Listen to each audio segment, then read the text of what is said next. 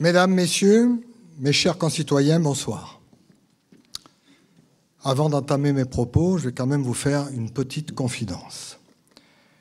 J'ai pris beaucoup de plaisir à accompagner, comme vous sûrement, ces deux jeunes filles au cours de leur balade, et c'est avec beaucoup d'émotion que j'ai écouté leurs commentaires spontanés et prononcés avec la naïveté de leur âge. Comme elles, nous aimons notre ville et nous sommes heureux d'y vivre. Le film qui vient de nous être présenté nous rappelle notre appartenance et notre attachement à notre cité.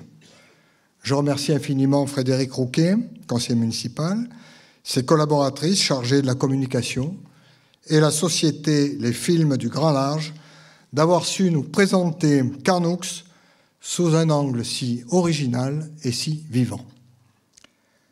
La pandémie nous a privés ces 2 dernières années de ce moment privilégié de rencontre et de convivialité.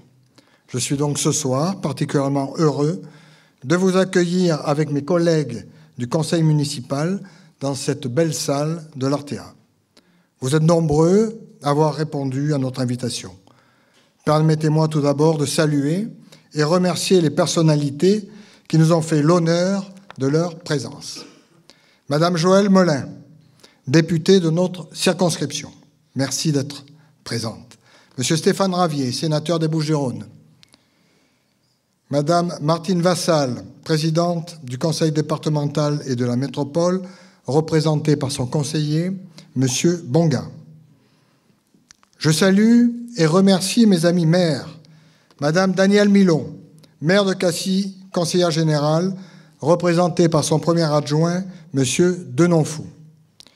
Monsieur Gérard Gazet, maire d'Aubagne, conseiller général. Monsieur Guy Gonetto, maire de Céreste, conseiller général. Monsieur Roland Giberti, maire de Gémenos, vice-président de la métropole. Monsieur Nicolas Bazuki, maire de la Penne-sur-Yvonne, le petit dernier. Il est élu depuis peu de temps. Monsieur Marc Delgrazia, maire de Roquefort-la-Bédoule. Monsieur Destro, maire de Cuges-les-Pins. Je remercie tous les élus et hauts fonctionnaires des différentes collectivités, les autorités militaires, Monsieur le chef d'escadron Damien Mallet, commandant la compagnie de gendarmerie d'Aubagne, représentant le général Kélus, commandant le groupement des Bouches-du-Rhône. Monsieur le capitaine Picmal, représentant le chef de corps du 1er REC, le colonel Henri Lencugel Lecoq, Monsieur le major Pascal Rèbre, commandant la brigade de Carnoux-en-Provence, et son adjoint, l'adjudant-chef Fantino. Merci au lieutenant Bolado, chef du centre de secours de Cornoux. Merci à Madame Geoffroy, chef de projet de la Chambre de commerce et d'industrie de Marseille. Merci aux représentants des grandes administrations. Merci aux représentants des associations carnusiennes. Merci enfin, mes chers amis, de votre présence qui témoigne de l'intérêt que vous portez à votre commune. Avant d'esquisser l'avenir de notre cité, 2023, je voudrais revenir quelques instants sur l'année qui vient de s'achever, année 2022. Cette année 2022 restera assurément gravée dans la mémoire collective. Ce fut en effet une année toute particulière. Je vais vous rappeler les faits les plus marquants. Sur le plan international d'abord, la guerre s'est installée aux portes de l'Europe. L'Ukraine est envahie par l'armée russe, le monde se mobilise pour venir en aide au peuple ukrainien. La crise sanitaire et la guerre ont de fait entraîné des problèmes humains, sociaux et économiques sans précédent qui auront, à n'en pas douter, de fâcheuses répercussions de tous ordres sur les équilibres politiques des nations. Sur le plan national, les faits les plus marquants. 2022 fut une année d'élections. En avril, le président Macron est renouvelé dans ses fonctions. En juin, les élections législatives n'ont pas suivi la même logique puisque le président n'obtient qu'une majorité relative à l'Assemblée nationale. Parallèlement, les campagnes vaccinales, à force de publicité, permettent un fort recul de la pandémie, sans pour autant l'éradiquer. Sur le plan local, les faits marquants. La métropole d'abord. Vous savez que Carnoux appartient à la métropole, comme d'ailleurs les 92 communes qui la composent. La métropole doit se réformer et évoluer pour une meilleure efficacité et pour une plus grande solidarité entre toutes les communes qui la composent. La loi du 22 février 2022, dite loi 3DS, c'est-à-dire différenciation, décentralisation, déconcentration, fait suite à la crise des Gilets jaunes. Les élus avaient exprimé un besoin accru de proximité et la réforme, donc, restitue aux communes certaines compétences dites de proximité. Je ne pense pas qu'elles y soient toutes, mais il y en a quand même quelques-unes qui reviennent aux communes. C'est un virage délicat, voire douloureux à négocier, dans la mesure où les difficultés financières de la ville de Marseille et de la métropole constituent un frein à la réalisation de projets stratégiques majeurs comme la mobilité. Ce sera également un frein à la solidarité en faveur des communes aux moyens limités. Concernant Carnoux, notre commune, le programme d'action qui avait été décliné en début d'année 2022 a été globalement respecté. Sans être exhaustif, je vais vous rappeler les principales réalisations. Comme prévu, la petite fille l'a dit dans le film, le pôle administratif est terminé. Enfin terminé. Le 2 juillet dernier, en présence de monsieur le préfet de région, monsieur Mirmand, et de madame la présidente du conseil départemental et de la métropole, madame Vassal, l'édifice a été inauguré. Les Carnusiens ont pu le visiter et apprécier sa fonctionnalité et sa luminosité. La dernière phase d'enfouissement des réseaux aériens et de rénovation de l'éclairage public est maintenant quasiment terminée, comme c'était prévu. On peut noter, au titre des réalisations 2022, également, la mise en accessibilité des bâtiments communaux, le renforcement du maillage de la commune en matière de caméras de surveillance, 10 caméras supplémentaires pour un total de 47 caméras, la mise en place d'outils numériques performants aux écoles dans le cadre du socle numérique éducatif, la sélection de l'équipe de maîtrise d'œuvre pour le projet de démolition-reconstruction de l'école maternelle, et l'ensemble de ces actions que je viens d'égrener a été aidé financièrement par les collectivités partenaires. Je veux parler du conseil départemental et de la métropole. Je remercie à ce titre madame la présidente Martine Vassal et son équipe qui interviennent financièrement d'une façon très équitable en faveur du territoire et en faveur de ses communes. Pour clore ce chapitre 2022, je voudrais revenir un bref instant sur l'intrusion de la communauté des gens du voyage sur notre aire de jeux Polousée au stade Marcel Cerdan. De nombreuses caravanes, vous l'avez constaté, ont pénétré sur le stade, malgré les travaux importants de mise en sécurité effectués en 2021. J'ai évidemment exprimé à monsieur le préfet aussitôt notre désappointement, pour ne pas dire notre indignation. J'ai compris, hélas, qu'il n'y avait pas aujourd'hui de véritable solution au problème en l'absence d'un cadre réglementaire cohérent et de sanctions exemplaires. On tourne la page. L'année 2023. Elle sera, et ça vous ne serez pas étonnés, aussi riche de projets et d'actions multiples.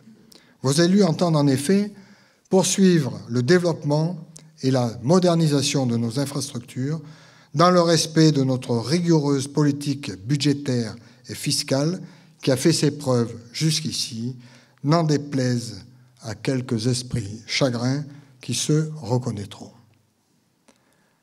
Je peux d'ores et déjà vous annoncer que le taux communal de la taxe foncière sera proposé au vote du conseil municipal stable, c'est-à-dire sans augmentation, pour la 20e année consécutive.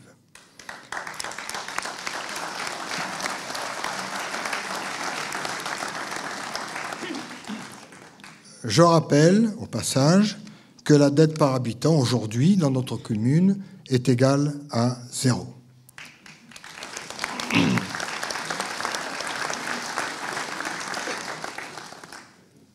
Dans le contexte de crise énergétique que nous connaissons, nous aurons dans toutes nos actions le souci majeur de réduire nos consommations et ainsi limiter à notre niveau la production de carbone et à renforcer l'indépendance énergétique de notre pays.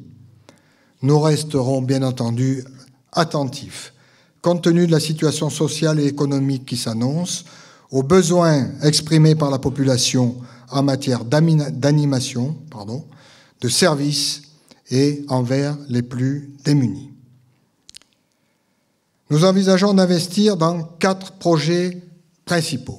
Premier projet, l'éclairage public.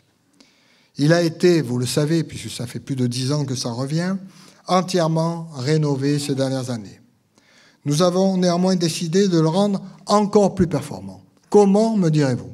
Mais d'abord, en mettant des LED partout, puisque les premiers programmes, il y a 10 ans, n'avaient pas encore la technique LED. Donc, on n'a que 50% d'éclairage LED dans l'éclairage public de notre ville. Eh bien, on va compléter par les 50% restants. Et puis, nous allons équiper l'ensemble de notre parc en complétant le dispositif afin de pouvoir programmer, suivant les heures et les quartiers, la puissance d'éclairement la plus pertinente. L'investissement représente environ 800 000 € hors taxe. Le deuxième projet d'importance, la démolition et reconstruction de l'école maternelle. L'équipe de maîtrise d'œuvre sélectionnée a répondu parfaitement à notre exigence d'esthétique et de fonctionnalité, mais aussi de développement durable. Le futur bâtiment répondra à la norme HQE 2020 et sera équipé de panneaux photovoltaïques. De nombreuses zones végétalisées apporteront oxygène et fraîcheur. Le programme, évalué à ce jour à environ 4 500 000 € hors taxe, sera subventionné à 60% par le conseil départemental et nous espérons obtenir un complément de la part de l'État. Troisième programme d'importance, la modernisation et l'adaptation de notre stade Marcel Cerdan. Nous avons un club de football qui s'appelle Carnoux Football Club. Il est dirigé par son président, M. Meliti, un homme passionné et dynamique, et son club a atteint un niveau qui dépasse, malheureusement et heureusement, le cadre local.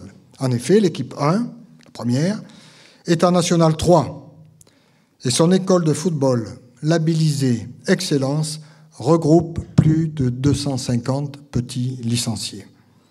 Aujourd'hui, nos installations réclament une remise à niveau.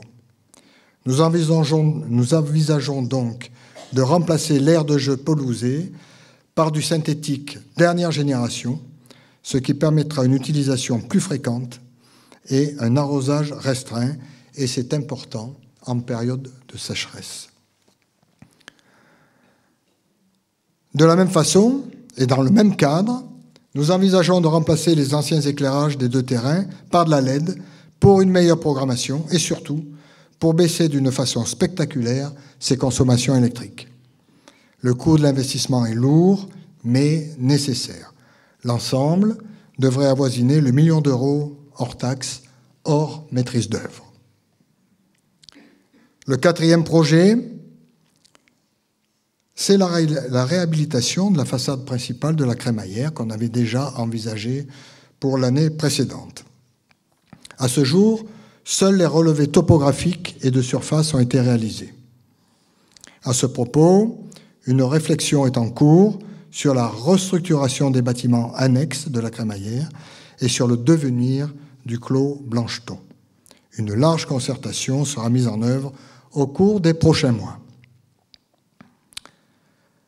En marge de ces 4 projets principaux, j'ose espérer qu'un aménagement de la route départementale du Panorama à la sortie de la ville avec piste cyclable sera pris en compte en partenariat entre la commune, le département et la métropole. Un premier projet est actuellement à l'étude. Voilà déclinés les principaux projets 2023. Vous avez pu constater que la passion et l'ambition de l'équipe municipale pour notre commune sont toujours d'actualité. Il s'agira bien entendu d'un travail d'équipe qui met en scène tous les élus. Ils sont autour de moi ce soir et près de vous au quotidien. Je voudrais leur dire toute ma gratitude pour leur implication. Je suis conscient que je leur en demande beaucoup, mais je sais la force de leur conviction et de leur motivation sincère au service des Carnusiens. Je veux leur dire devant vous ce soir que je suis fier d'eux.